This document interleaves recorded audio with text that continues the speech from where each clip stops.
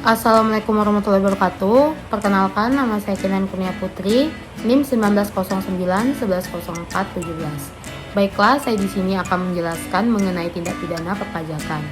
Tindak pidana perpajakan ialah suatu perbuatan yang melanggar peraturan perundang-undangan pajak yang menimbulkan kerugian keuangan negara, di mana pelakunya diancam dengan hukuman pidana. Selanjutnya akan saya jelaskan mengenai sumber hukum pidana pajak.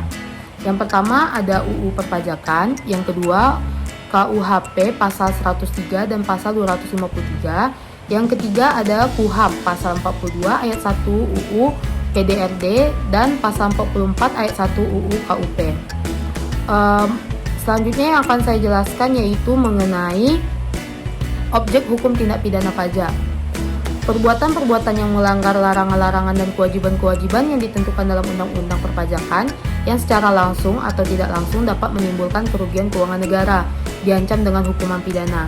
Contohnya, pasal 39 ayat 1 huruf C UU KUP, pasal 103 huruf A UU Kepabeanan, pasal 37 ayat 2 UU PDRD.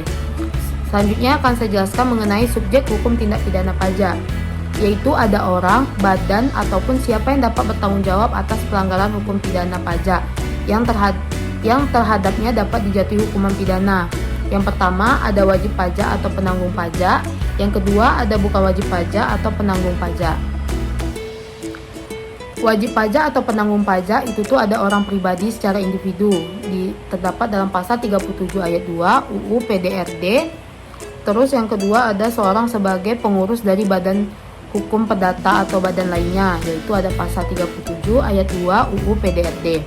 Yang terakhir ada badan hukum perdata atau badan hukum lainnya, pasal 108 ayat 4 UU nomor 10 tahun 1995. Selanjutnya akan saya jelaskan mengenai bukan wajib pajak atau penanggung pajak. Yang pertama ada pejabat pajak, yaitu pasal 34 dan 41 UU KUP, pasal 36 dan 40 UU PDRD.